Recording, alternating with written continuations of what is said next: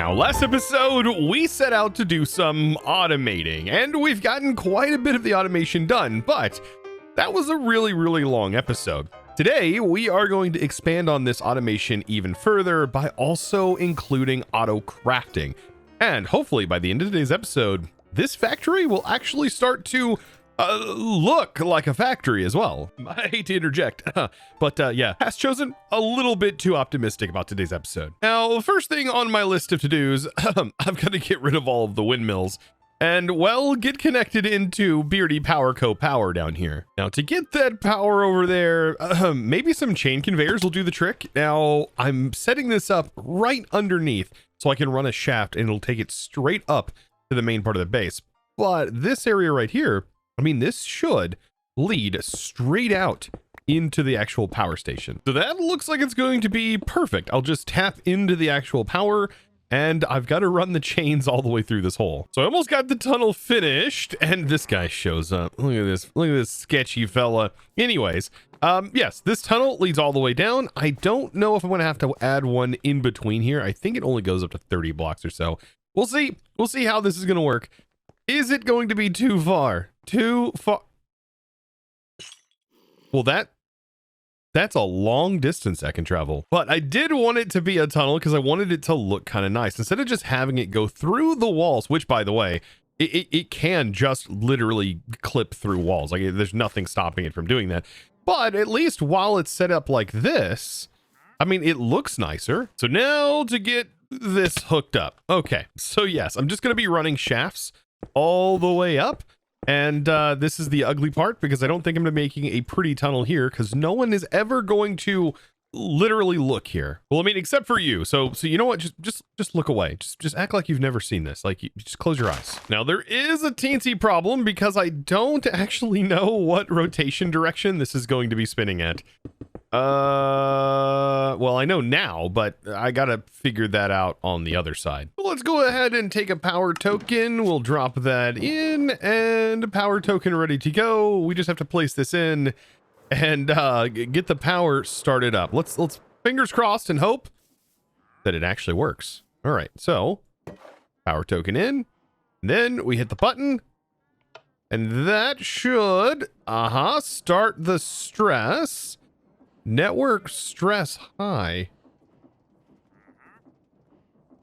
Okay,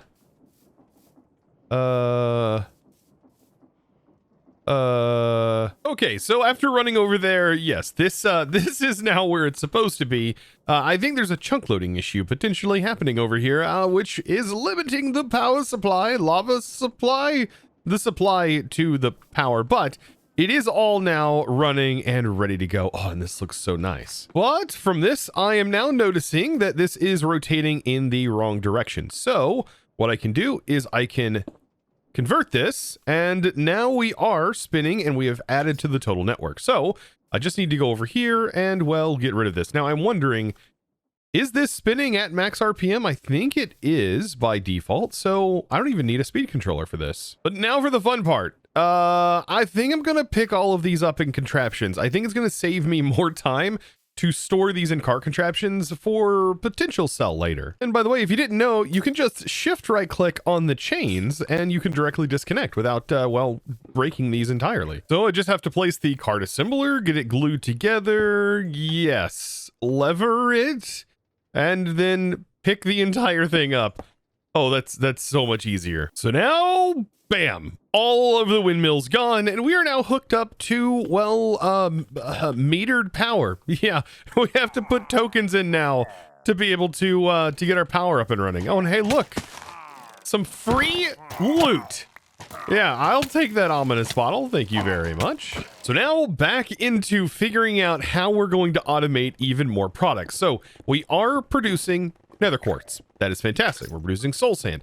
We have an excess of cobblestone. So if I want to realize my dream of this becoming a mall for auto crafting tons of create components, well, I mean, I think we're going to have to make andesite, right? But producing andesite, it actually has a couple of different recipes. We have this recipe, which is combining diorite and cobblestone inside of a crafting grid, which means we'll have to dive into the crafting. We also have automated mixing, so we could technically just mix this together instead of using a crafter. Or we could go about it this recipe and utilize some of our flint and gravel, but we would need a reliable source of lava to do this. Honestly, I really like this idea right here of just sending it these ingredients and letting it mix it up.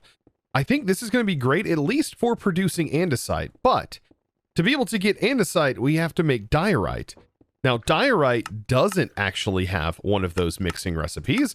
So all we are left with is this 2x2 recipe right here. So it does mean we are going to need to use the shaped crafter. Okay, so this is time to, well, cue the complicated idea that I have rambling in my brain right now. I do know that the crafters, if you want them to work, need to receive a package, and the package needs to contain all of the ingredients. Otherwise, you're going to have to use a repackager, which will then combine multiple packages to make the package you actually want. I don't necessarily want to deal with that. Instead, what I want to do is I want this one frog port to just output, and I just want it to send out the appropriate ingredients. That's what I want it to do upon request. So this means that I might need to store a little bit of cobblestone from our cobblestone farm here into the main. To do this, though, it's going to work very similarly to how we're doing this cobblestone farm. So this factory gauge is connected here, is keeping a certain amount in stock, and we can do the same thing with this. All we have to do is make sure we define that cobblestone factory gauge as the main in CA. So remember, we click this to link it up, and then on the front of this, we can place, hey, keep some cobblestone in here. So cobble, we drag that in. And then what we need to do is we need to go in here and we need to specify main in CA, and then we're good to go. And we can, for example, say keep 1 stack in stock. And so what should hopefully happen is this sends it out. Well, assuming that we have our power. I think we've already ran out of our power token. Time for me to put more in there. Tell you what, I'm really going to have to buy a bunch of stock of these to make sure I have plenty of them available. Yeah, as you can see, the network is overstressed. Is it because it's not loaded, or the fact that I ran out of time? Yeah, it's probably because I ran out of time. I'm going to drop all of those in there and make sure this is ready to go. I mean, this seems happy now with the redstone lamp. I just think it's probably, yeah, a loading issue. So yeah, I think there's a little bit of a chunk loading issue there. I think Beardy will end up figuring that out, hopefully. But until then, we now have it working. So notice, yeah, one stack is now in here, which is good. We want to keep a few stacks in here. Let's just say 4, for example. And then our little froggy should send that out. It'll do a little loop-de-loop, and voila, goes right inside here. That is perfect. That is exactly what I want. So now we have a little bit of cobble to play with that is stored inside of main. Now to figure out the auto crafting for this, I've gone ahead and placed a few mechanical crafters down. And what I'm thinking is we'll have a input barrel, or really actually we don't even need a barrel, I don't think, because this is going to be the requesting inventory. So we just need a packager going into it, right? So I will need to rotate these. So I'll just have it rotating in, and then this one will end up sending into a barrel.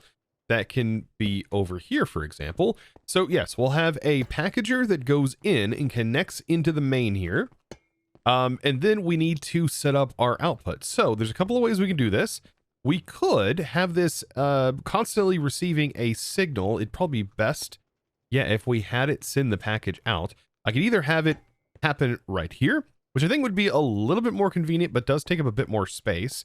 If we have this auto pull the package out of the barrel, because I'm pretty sure that this isn't going to be able to just send items into the packager. That's usually not how it works. It needs an inventory, and this doesn't actually have like an internal inventory for outputs. It'll either just spit them out on the ground, or it will push them into an inventory. You know what? I think to make this more compact, what I'm going to do is place the packager up top here. Then I can get rid of this. I'll just place a lever on the back to send it a signal. So we'll have a frog port that is directly on top of this. This is going to be the receiving frog port, and it'll be probably named diorite crafting. I really don't know what else I'm going to be using this crafter for, and I think I want to keep things very specific. And to make sure this is nice and quick, I am going to link this frog port right over here. And like I said, this one is going to be labeled diorite craft like that, and CA. So diorite underscore craft underscore CA. This will just make the whole naming convention just so much easier for me to understand. And then we need to remember that we're sending it back to this Frogport location. So I just want to copy that, make sure we have that information stored. And then yet again, we'll have a sign that goes out onto the front of this. And on that sign, it is just going to specify this location. And then we got to give this a permanent redstone signal. So slap that onto the back, just like so. And we just got to get the Frogport placed on. And this is going to be sending back. So I might as well go through the front line here. And just like this, voila, we now have a sending Frogport. And of course, sending Frogports, I'm trying to identify by placing goggles on them. So now things are going to get a little bit kind of interesting, right? Because we have cobblestone in here, which means we need a factory gauge that is linked up, that is technically defined as cobblestone as a primary resource. And cobble, you just throw in here, just like this. Except this is not cobble coming from this, even though it is, it's coming from main, which will just make, like I said, life a whole lot easier because packages will all be primarily sent from this Frogport. So now with cobblestone here, I think what I can actually do is I can place a new location here. It says we need to link to it. So we're going to link to main because we want to make sure and detect main. Inside of here, we're going to say diorite because that's what we're about to craft, right? Diorite. This material, bam. Okay. So this is where it's going to get, I think, a little bit more confusing because inside of here, we are now going to want to add a new connection, and that's going to be cobblestone, and we're going to add a new connection that is also going to be the quartz. And yes, these can run under and around others. So we have to configure this in a way to make this, and I'm not sure if these, like we're going to have to add, like, cobblestone. I think we have to add it potentially in the order. So there's cobblestone there. I gotta figure out. Do we change this? Is there not a way to change this into specifically a crafting recipe for the crafter? Interesting. Okay, so once I have these two linked, then it says use mechanical crafting, and it already knows the recipe and builds it. Oh, that's kind of cool. Okay. So it says unpacking into connected mechanical crafter 3x3, however. Does it always have to be a 3x3? I don't think it does. I'm just going to leave it like this, which I think is going to be more than fine. And now that we have that defined, we want to send that to that location, which is going to be this one right here that we set up. So you can always click this. I'd use Control A, Control C to copy the destination address, especially if it's not auto showing up. And then we can just paste that destination in here. And we definitely want to make sure that the promises do not expire. We don't want to put anything here. Remember, this is really only useful if you have things that have percentage-based outputs. So don't use this unless it is for a percentage-based output, for example, like the nether quartz. So I guess with that, it's now time to test and see how this is going to function. I'm actually really curious. If I set this to a stack, it should start to send out the items out of main, ready to be sent into the crafter to be crafted. Putting them in here, but it's not actually crafting them, which has me concerned. Where are the items even going? Oh, in its inventory. Does this have to be a opened crafter, or does it maybe have to be a 3x3? Huh, it might actually have to be a 3x3. Interesting. After doing a little bit more testing, it turns out that you can't exactly use a 2x2. For some reason, it doesn't like the 2x2, but if it's expanded out to 3 wide, it does like that. It's very weird, but I am just going to make this, I think, just a dedicated 3x3 shaped crafter anyways. And we're just going to rename this to 3x3 shaped crafting. Or I guess it doesn't even need to be called 3x3 because it's any shaped crafting, including 2x2. This can all be done in this one crafter. Now, something I did learn in this process is, well, on the sides here, they do have to be all disconnected. So it does become one centralized crafting unit. And that allows the packager to read this properly and then send the ingredients in. So yeah, I think for now, I'm just going to call it shaped crafting, making sure to copy that over. And then I just got to run it over here. Get that destination placed in, making sure we want these promises to not expire. That's probably going to be pretty important here. And then we go ahead and set this to work. We should see it send a package out of the compiled ingredients and they get crafted up. Now, this is going to be kind of a slow process, right? Because it does have to do it one at a time, but it is crafting 2 diorite each operation here. But look at that. It is actually crafting it. And then the result then gets sent back, wrapped around, and then tossed back into the system. And we now have diorite building up in here. That's awesome. Now, for the process of making andesite itself, I want to take the diorite and also a cobble, send it into a mixer to produce andesite. So now it's time for us to build a mixer auto crafter. Now I was thinking for like a module for mixing, it would be really, really nice. We can make this nice and compact.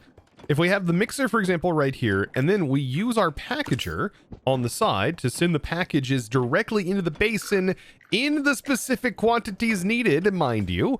And then this can auto output the finished ingredients out onto a depot. You can see the little spout, by the way. Also, if the spouts are not in the right direction, you can always change the spout, or if you don't want a spout, you can just remove it by using your wrench. But anyways, the spout will send it out, and thankfully on the depot, we can have a spout going out and we can have a funnel going in, and we'll just send the items directly into a barrel.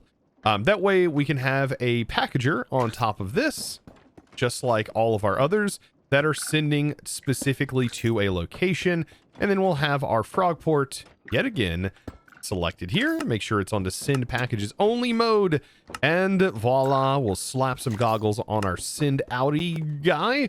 And perfect. We just got to get a label on here to make sure that that is always going to be sending. And this frog, as you may have guessed it, is going to be called Just Mixer because we are probably going to have other mixers. The other mixers are going to be called like water mixer and lava mixer, I think. Oh yeah, and I better not forget the CA part. And this is going to be processing andesite, and I cannot wait. So this will allow us to have automated andesite. We do have to link a few things together for this, but this isn't going to be a standard craft. It's going to be a mixer. So I'll throw some andesite in here, have my connections link up to the 2 different things that it's going to require. For example, this andesite. And it's also going to require cobblestone from the main, making sure everything's all being pulled out from the main. And then we just need to make sure this is sent to that mixer, and we want our output to be 2 because we're sending 1 in and 1 in, and then the output is 2, as we can see in this recipe here. Now with the address in here for the mixer, things are looking pretty good. It's already produced about 3 stacks of andesite. Which, yes, this is a pretty slow process because I'm only sending 1 at a time. Probably could ramp that up to 2 considering we're producing 2 every time. But we do have an input and output limitation here. So every time we send ingredients, it does become a little bit of a problem with the little frog network. Because as of right now, we only have 1 input and we only have 1 output. So yes, that does, like I said, start to cause problems. You can even see it right now with the input packages. Sometimes you'll see them double round whenever this input is trying to receive too many things. So having 1 network might become a problem in the future. I'm thinking though we can get away from that possibly by having more than 1 main ins. But I don't think we can have more than 1 main out unless we created multiple stock link networks. And in that case, you would just have a main out, 2, and so on and so forth. So you know what? You know how I was naming these, well, a certain way, like for example, shaped crafting? I think I need to name these specifically after the component they're crafting because I realized I'm still technically making byproducts as of right now, and I haven't actually started making the mall thing yet. So let me just fix that. Yes, there we go. Perfect, just like this. And perfect, that's now fixed. So now with all of this combined up, we are about to auto-craft andesite alloy. Yeah, the ultimate item for Create that allows us to literally make everything that we're ever going to need. Yeah, it's that simple. Now I went ahead and got the module set up here. Andesite alloy crafting CA is going to be the name for that.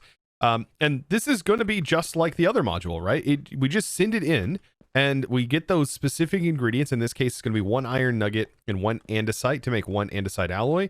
and it will just simply mix it and then get sent right back into the system. So I guess the final thing to add on the list down here will be, well, andesite alloy. So yeah, we're checking the same network that everything else is on, and alloy, we'll place that in, add the connections, right? It's 1 part andesite, and the other connection is all the way over here, which will run underneath, and you can see it draws a line all the way over there, and then 1 part of the nugget, and it'll check the stock for that, and that's basically it. Then we just need to define our location that we want to send that craft to, and I believe it will just make 1. I need to make sure, right? Just check the recipe. Yes, so it is 1 nugget, 1 andesite makes 1 andesite alloy. That is it. And then we set the craft. We'll say keep 9 in stock, and we should see this thing really fire off again. Now, I am wondering, is this going to work out perfectly? It does. So yeah, it went off without a hitch. So now I just got to get the sign labeling where to send this back, give it a redstone signal, and we now have andesite alloy automated. Now, the more I play around with all of this and setting all of it up, the more I realize, man, this is taking a lot of time to actually set up. And I probably won't even be able to start building today because there's still more that I want to do. I want to make this mall. I want it to be able to craft, for example, shafts. I want it to be able to craft gearboxes, and I want to be able to craft andesite casings. And I want to also be able to eventually sell those things to my server mates. I mean, because deep down, all of us are a little bit lazy. So having all of this kind of auto craft for us and then present all of those items for sale, I mean, who wouldn't just come over here to Chosen's Mall Emporium and just literally buy all of the cogs you need, or just buy, I mean, come on, it's so easy to mine diamonds. Like, you could just do that instead of just sitting there at a crafting table and crafting it all. Like, this is going to work out so well. So yes, I don't think the build is going to happen today, but I am planning something. Now, speaking of more automation, which is what we're working on right now, I've got some saws I just set up. So essentially, we put the spruce logs in here. That is going to be turned into strip logs.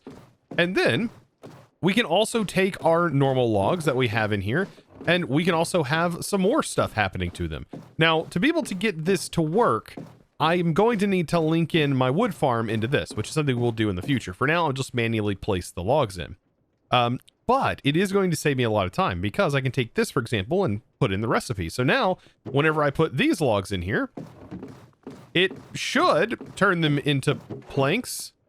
Should is the question. Should, why are you not, that should totally turn it into, does this have to be crafted that you can't saw into? Now that seems backwards. Oh, I see what they did there. Okay. So yes, it does work, but it has to be stripped logs. So I guess to follow the assembly line over, that will make those.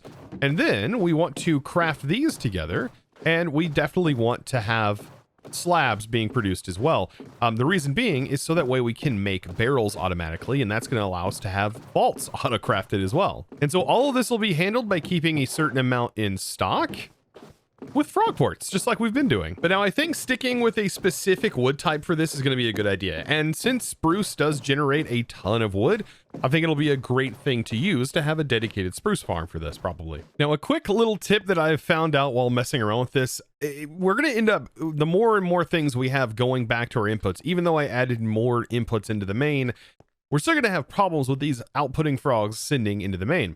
So to help with that, we can actually limit the amount of time that it will take, because this will immediately try to send 1 item per package. Well, if we give it a pulse and have it, well, maybe send every 30 seconds or so, or send every 10 seconds or so, every time it receives that pulse, it's going to try to take the contents of this barrel and package it up and send it on. So I think setting it up like this might be a better option than just using a lever sometimes, and might be something that I do for the majority of these. And this pulse timer, oh my goodness, it is so good what this thing can do. Like, I absolutely love this new pulse timer. Now, in this log situation, I mean, this is also like another way that you could technically use this. You could create an auto crafting system where you just simply provide it the initial resources, And so long as those initial resources make their way into the system, it'll always try to request those crafts. I think this would be pretty interesting for like some smaller systems maybe. But like, for example, here, I have my wood with me. I've got all of these triggered up. So we have regular wood, going to send craft the stripped logs, and it's going to try and keep so many in stock. For example, let's just try and keep 9 in stock. It's going to work its way. So if I have these all on 9, of course, we're going to need 9 times 3 worth of logs, right? All stored inside of our system. But it is going to work its way to the bottom first and then continue to refill all the way from the top. But I can just send the logs into this network like this, and it's going to automatically start requesting those packages. It's going to send them off. I did set them to 8 each, so it should try to request 8 each time for each of these, just to kind of help, because it is traveling a longer distance. So by the time a new package makes its way over there, it's probably going to already be done with those 8, as you can see right there. And so already you can see the chain is now starting, and we're going to end up with slabs. We're going to end up with all of these before we know it. And the goal, like I said, theoretically is to have this system somehow linked in, maybe having specifically spruce definitely farmed and stored in a specific container, making its way up here and making sure that we have a request system on a chain to only keep so many of the main logs in stock as well. So I think now is time for a little bit of fun, right? We want to take these stripped logs now and turn them into casing, as casing is such a pain to craft sometimes. And so I have right here the casing generator 9000. And the way that this is going to work is it's going to receive items into a chest, which can be accessed from 2 sides. It's kind of like a smaller vault, if you're familiar with how the vaults work. And then we are going to split this. The log is going to go here, and then on the other side is going to be the product that we need to go into the deployer. So this is how a casing automation machine is going to work. This is receiving power from the back, and we have a weighted ejector. So let's talk about the weighted ejector, because this thing is pretty cool, and it can actually throw items directly in front of a funnel if you, for example, shift right click with it on a set location. So I just set it here, but you could set it even higher technically. We could, if we wanted to, set it all the way over here, right? But my goal is to set it connected to this andesite funnel, and then I want it to throw the items into the andesite funnel. And this is where we're going to use the power of a chest to do this, because we are going to have 2 separate funnels that are going to split our items based on the filters here. So yes, they do have to be brass funnels to do this. So this is going to output, it's going to place it on here, and then this should fling the item off and send it away. For example, if I say, hey, steak, put it in there, and I give it a steak, and make sure this is set to like some other item. For example, let's put the steak in there. The weighted ejector is going to throw it in there, and notice the deployer now has it. So this is going to work the same way with our programmed recipes. Of course, this is going to be the andesite alloy, and this will be the stripped logs. So a simple boop here and a boop here, and that's basically the entire module. And I have this one called casing. And I tell you what, this whole thing is really now starting to show itself. So let's make sure to clear that. We want casing, andesite specifically, in here. And then we are going to specifically say, hey, it takes this item, and hey, it also takes this item. New branch will then be created. You can see it just following along all over here. Don't worry about placing these in any particular order. Like they will work and they will connect to each other. However, you can't really tell what one is what when it does go under itself. But yes, we just want to put the address in here. So I did casing _CA for the actual address, and it should just be 1-to-1. We just want to send this 1-to-1. I think that'll be more than fine. And let's just try and keep 1 stack in stock. That should send the package all the way over here.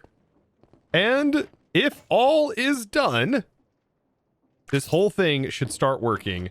You notice it sets on there, then it creates the andesite casing, and now we just have to send this back to the return. It's at this point we can now have a bit of fun. Okay, so I have my crafter over here. I went ahead and made another one the same way that I made the other one that is crafting our diorite. But this one is just an overall crafter. It's just going to craft anything that we want sent to it. And I think this is how the mall is going to function And because of the way this does the crafts, where it will check if there's something in stock and then craft it first before trying to send anything else, because the way the main works is it just won't send it if it doesn't have all of the ingredients first. This is going to work fine, just having one crafter. It may be a bit slower, but it is going to be fine overall. So we want to connect to our main. So I'm just going to click this to make sure all of this is still highlighted to everything that is linked to the main network. And we can just start our nodes here. So let's go ahead and craft like 3 different things, right? We are going to want shafts. Shafts are used in just about anything. And I think to kind of wrap things up, I really just want to automate the production of cogwheels and large cogwheels and possibly barrels as well. Also go ahead and throw barrels in the mix. All of these items are going to be fantastic to have automated. And so we can just say a shaft for this one. And the recipe for this, we are going to have to add a connection over here. And it's technically going to be a recipe. So already somehow it knows what I'm trying to make. And there we go. We are expecting this. And this is going to be sent to crafter _CA. And I can copy this so that way I can just paste it into all of them. And as soon as I have this, we can keep one in stock. And I'm hoping if everything I set up is correct, that alone should receive a package and it should craft it, send it, and immediately send it back off, back into main. Okay, so good that we know crafter is working and all of our addresses are correct. Now that we know that, I mean, we are basically ready to go. So now I can start to link up cogs, right? We'll start with small cogs. Small cogs are going to be pretty easy to do. And we can add a new connection. And we know that small cogs are going to require our shafts that we just did. And we also know that it's going to cost planks. Once we have that, it knows that it's a mechanical crafting recipe, and there we go.